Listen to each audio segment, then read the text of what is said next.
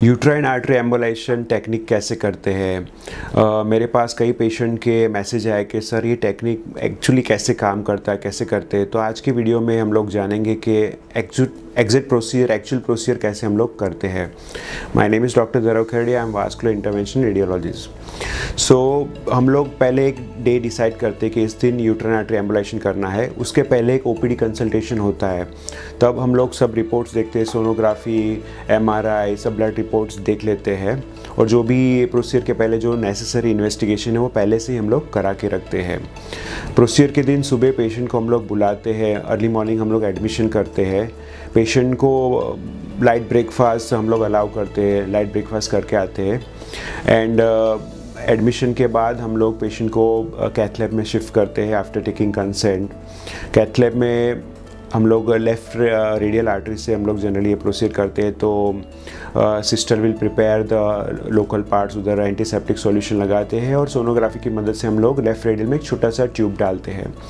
और इस ट्यूब की मदद से हम लोग एक और ट्यूब लेके जाते हैं under X-ray guidance from the left radial artery all the way down to the अवोर्टा।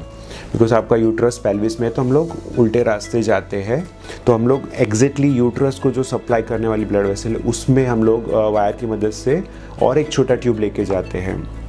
और हम लोग कंफर्म करते हैं कि हम लोग यूट्रस की आर्टरी में ही है और कोई आर्टरी में नहीं है। तो उसमें ऐसा रिस्क नहीं रहता कि कोई और ऑर्गन डैमेज हो जाएगा। कई लोग ऐसा सोचते हैं कि और ऑर्गन को भी डैमेज होता है, ऐसा नहीं होता है। हम लोग सुपर सिलेक्टिवली यूट्रस को सप्लाई करने वाली ब्लड वेसल में जाते हैं, आइडेंटिफाई करते हैं और 100% श्योर होने के बाद ही हम लोग उसमें छोटे छोटे पार्टिकल्स डालते हैं।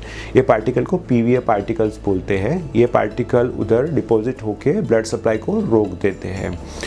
और फिर हम लोग सेम प्रोसीजर ऑपोजिट साइड में रिपीट करते हैं। पहले हम लोग लेफ़्ट में गए तो फिर हम लोग राइट में जाते हैं। तो दोनों तरफ का ब्लड सप्लाई हम लोग सिमिलर तरीके से बंद करते हैं।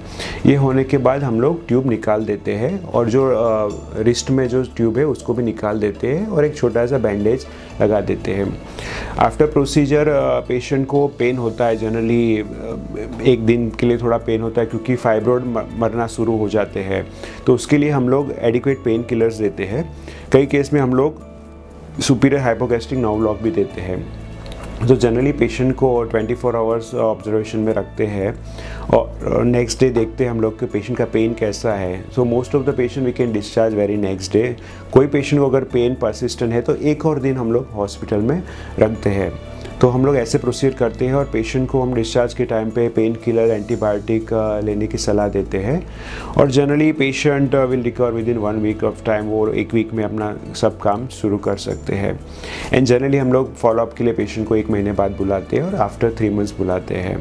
And after 3 months we can repeat MRI और एमआरआई रिपीट करने से हमें पता चला है कि रिस्पॉन्स कैसा है।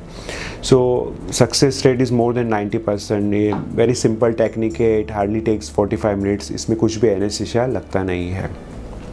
Thank you.